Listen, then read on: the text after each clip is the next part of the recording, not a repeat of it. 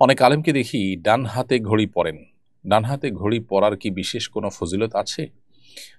ঘড়ি ডান কিংবা বাম যে কোনো হাতেই আসলে পরা যায়। যারা ডান হাতে পরেন তারা এই চিন্তা থেকে পরেন যে নবী করিম সাল্লাল্লাহু আলাইহি সাল্লাম ডানকে পছন্দ করতেন, আর ঘড়ি হাতে দেওয়া ভালো কাজ। যে কোনো পজিটিভ এবং ভালো কাজে ডানকে অগ্রাধিকার দেওয়াটাই হলো সুন্নাহ। সেই হিসেবে ডান হাতে অনেকে পড়েন। আবার যারা বাম হাতে পড়েন তারা তাদের কাছে বাম হাতে পড়ার কোনো যৌক্তিকতা আছে সেজন্য তারা পড়েন। অবশ্য ডান বাম দুই হাতের যে কোনো হাতেই ঘড়ি পরা যায়, কারণ এটি হলো অনেকটা আংটি পরার মতো। আংটি নবী করিম সাল্লাল্লাহু আলাইহি সাল্লাম থেকে ডান হাতে বাম হাতে উভয় হাতে পরার বিষয়টি প্রমাণিত। অতএব কেউ চাইলে ঘড়ি ডান হাতে পড়তে পারেন, কেউ চাইলে ঘড়ি বাম হাতেও পড়তে পারেন, আংটির মতো নবী সাল্লাল্লাহু আলাইহি সাল্লামের। এরপরে প্রশ্ন করেছেন বাসন্তী মিম, আপনি লিখেছেন এই দুনিয়ায় যে যত বেশি খাবে হাসরের ময়দানে সে তত বেশি ক্ষুধার্ত হবে, কথাটা সত্য কি না? এই মর্মে মুসনাদে বাজ্জার একটি হাদিস রয়েছে। সেই হাদিসের সনদ সম্পর্কে হাফিজ ইবনে হাজার আসকালানী রাহিমাহুল্লাহ বলেছেন যে এই হাদিসের সতর্কবার্তা মূলত ওই ব্যক্তির জন্য যে ব্যক্তি সবসময় পেট পুরে খায়, অতিরিক্ত খায়, এবং এর ফলে ব্যক্তির মধ্যে অলসতা চলে আসে, আল্লাহর ইবাদতবন্দি করা তার জন্য কঠিন হয়। এরকম ব্যক্তির জন্য এরকম কথা বলা হয়েছে। মাঝে মধ্যে বা কখনো কখনো পেট পুরে বা তৃপ্তি সহকারে খেলে সেটা মৌলিকভাবে নিষিদ্ধ কোনো বিষয় নেই। হাদিসের ভাষ্যটা হলো সালমান ফারসি রাদিয়াল্লাহু তাআলা থেকে বর্ণিত। তিনি বলেছেন, নবী করিম সাল্লাল্লাহু আলাইহি ওয়াসাল্লামকে আমি বলতে শুনেছি, ইন্না আকসারান নাসি শাবআন ফিদ দুনিয়া আতওয়ালুহুম জুআ। দুনিয়াতে যারা সবচেয়ে বেশি পেট পুরে খায়, পরিতৃপ্ত হয়ে খায়, তারা আপনার আতওয়ালুহুম জুআন ফিল আখিরাত, তারা আখিরাতে সবচেয়ে বেশি ক্ষুধার্ত থাকবে, সবচেয়ে দীর্ঘ সময় ক্ষুধার্ত থাকবে। তো এই ধরনের হাদিস আরও বিভিন্ন বর্ণনা রয়েছে এবং হাদিসটি আপনার হাসান পর্যায়ের এবং এর আরও বিভিন্ন সওয়াহিদ অর্থাৎ এর সমপর্যায়ের আরও কয়েকটা বর্ণনা রয়েছে। মৌলিকভাবে হাদিসটি গ্রহণযোগ্যতার লেভেল পর্যন্ত যায়, তার মর্মন্তদের গ্রহণযোগ্যতার লেভেল পর্যন্ত যায়, কিন্তু এখানে উদ্দেশ্য হলো যারা সব সময় পেট পুরেই খায় এবং অতিরিক্ত পেট পুরে খাওয়া এটা মানুষের আলস্য ইত্যাদি আনার কারণেই মূলত হাদিসে উৎসাহিত করা হয়েছে। মৌলিকভাবে মাঝে মধ্যে পেট পুরে খাওয়া বা পরিপূর্ণ পেটে খাওয়া নিষিদ্ধ নয়, তবে পেট খালি রেখে খাওয়া এটাই হলো সুন্নাহ এবং নবী সাল্লাল্লাহু আলাইহি ওয়াসাল্লামের আদর্শ, এবং এটা আমাদের স্বাস্থ্যের জন্য অধিকতর উপযোগী।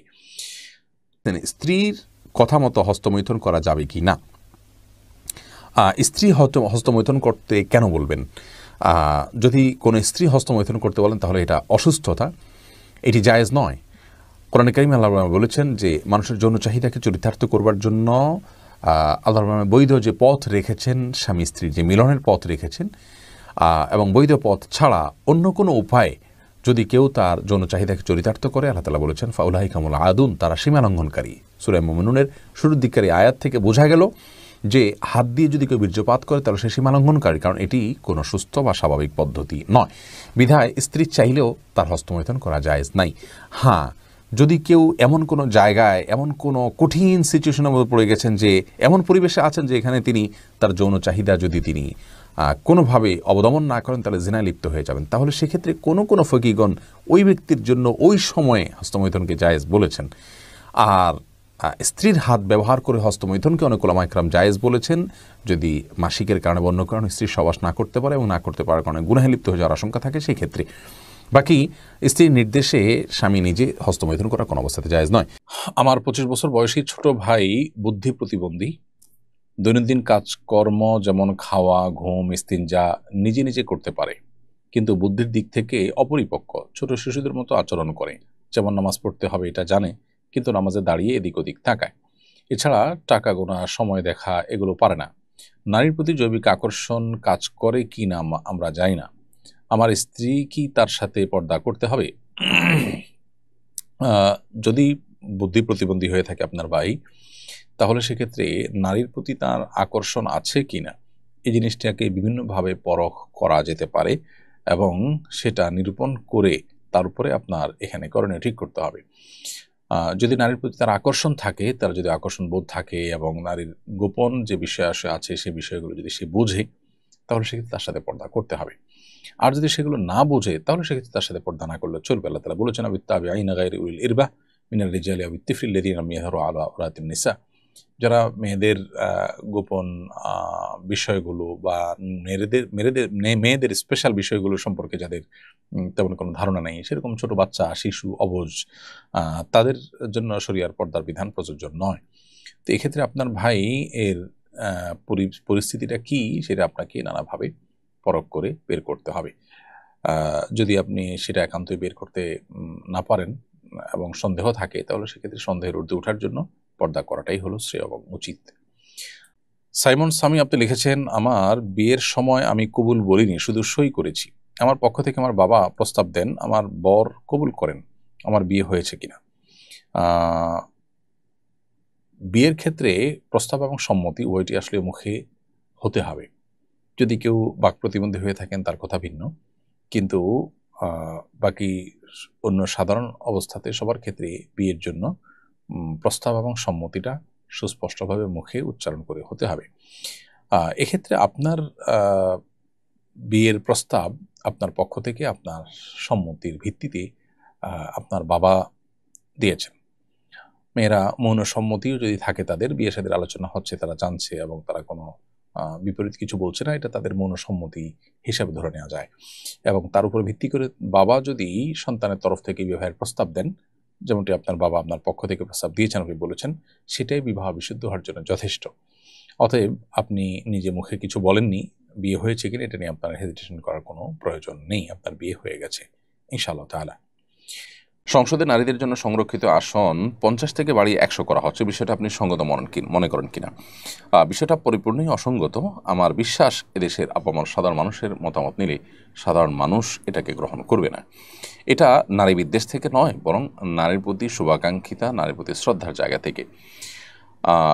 বিশেষ করে জুলাই আন্দোলন যেটি হয়েছে কোটার বিরুদ্ধে, সেই কোটা যখন ডাবল করে দেওয়া হয় তখন সেটা সন্দেহাতীতভাবে মেনে নেওয়ার মতো বিষয় হয় না। দ্বিতীয়ত, নারীকে আপনি সংরক্ষিত আসন দেওয়ার মানেই তাকে আপনি দুর্বল মনে করছেন। যদি আপনি মনে করেন নারী পুরুষেরই সমান, তাহলে সেক্ষেত্রে নারী তো পুরুষের সাথে লড়াই করে, নির্বাচন করে, তার যোগ্যতা দেখিয়ে তিনি সংসদে আসার কথা। যদি তার জন্য আপনি কোটা করে দিচ্ছেন, তার মানে কি দাঁড়ালো? তার মানে হলো তাদেরকে আপনি দুর্বল ভাবছেন, তারা পুরুষের সাথে লড়াই করে আসতে পারবে না। হ্যাঁ, আপনি বলতে পারেন যে পুরুষের সাথে লড়াই করার মতো পরিবেশ নাই, হান নাই, তার নাই। তাহলে সেক্ষেত্রে কতদিন এই কোটা আপনি টেনে যাবেন? এই কোটা যদি নারীর জন্য করেন, তাহলে অনেকের জন্য আরও কোটা করতে হবে। তাহলে সেক্ষেত্রে সেই কোটার পর আপনি কি করবেন? সেই কোটাও কি আপনি রাখবেন কিনা? আরও বহু কোটাই তো আপনাকে রাখতে হবে। মূলত আমরা তো কোটার বিরুদ্ধে প্রত্যেকটা মানুষ অবস্থান নিচ্ছে, মেধার উপরে আমরা সবাই নির্ভর করতে চাচ্ছি। সবচেয়ে বড় বিষয় সেটি হলো যে পৃথিবীর অন্য যে সমস্ত দেশে নারীদের জন্য সংরক্ষিত আসন আছে, বেশিরভাগ দেশেই 10% বা 15%, 16-17% এর কাছাকাছি পার্সেন্টেজ আছে সংরক্ষিত আসন। এরকম আপনার প্রায় 1/3 আসন নারীর জন্য সংরক্ষিত রাখা জাতীয় সংসদে, এটার নজির খুবই কম। তো আমাদের দেশে দীর্ঘদিন থেকে এই যে চর্চাটা চলে আসছে, এর ফলে যেটা হয় যে বড় বড় সাহেব, বড় বড় নেতাদের মিসেসদেরকে এমপি বানানোর খাহেশ পূরণ হয়। যারা আসলে সেরকম ক্যাপাবল থাকেন না আইন প্রণয়ন করার ক্ষেত্রে, রাষ্ট্রকে তারা সার্ভ করার মতো তেমন কোনো যোগ্যতা তাদের থাকে না। বিগত সময়ে আমরা দেখেছি যে এই সংরক্ষিত আসনে এমপি হওয়া মহিলাদের অনেকে সংসদে কথা বলছেন, যেটা হাসির পাত্র হয়েছে, এবং একটা বক্তব্য দেওয়ার মতো যোগ্যতা, বাংলা পড়া লেখা দেখে দেখে পড়ার মতো যোগ্যতাও তাদের অনেকের ছিল না। তো তারা আসলে জাতীয় সংসদে এসে কি করবেন, রাষ্ট্রের জন্য কি দেয়ার আছে তাদের, সেটা বলার অপেক্ষা রাখে না। অথচ সংরক্ষিত আসনের সুবাদে প্রত্যেকটা দল যখন যারা ক্ষমতা আছে, তারা তাদের মতো করে, বা যারা যে কোটা পাচ্ছে তারা সে অনুপাতে তাদের মতো করে লোক নির্বাচন করতে পারছে। তো এতে যোগ্য লোকদের উঠে আসার সম্ভাবনা কমে যায়, রাষ্ট্রের টাকা অপচয় হয় এবং অযোগ্য লোকরা এই সমস্ত চেয়ারগুলোতে বসে যায়। এই জন্য এটার আমরা বিরোধিতা করছি। আমরা মনে করি যে নারীকে এভাবে সম্মান দেওয়া যায় না। নারীকে যদি আপনি সংরক্ষিত আসন 100 না 200টাও দিয়ে দেন, তাতেও কি নারীকে সম্মান দিতে পারবেন? আপনি বিগত আমলে আমরা 50টা সংরক্ষিত আসন দেখেছি। সেই সংরক্ষিত আসন থাকার পর কি নারীর নির্যাতন কমে গেছে? নারীর মর্যাদা সব জায়গায় প্রতিষ্ঠিত হয়ে গেছে? সংসদের নেত্রী তিনি নিজে খোদ নারী হওয়ার পরও, স্পিকার বিরোধী দলের নেত্রী নারী হওয়ার পরও নারীর মর্যাদা পরিপূর্ণভাবে প্রতিষ্ঠিত হয়নি। আসলে এভাবে নারীর মর্যাদা প্রতিষ্ঠিত হবে না। এটার জন্য দরকার অ্যাওয়ারনেস, এটার জন্য দরকার হলো আমাদের জানাশোনা বাড়ানো।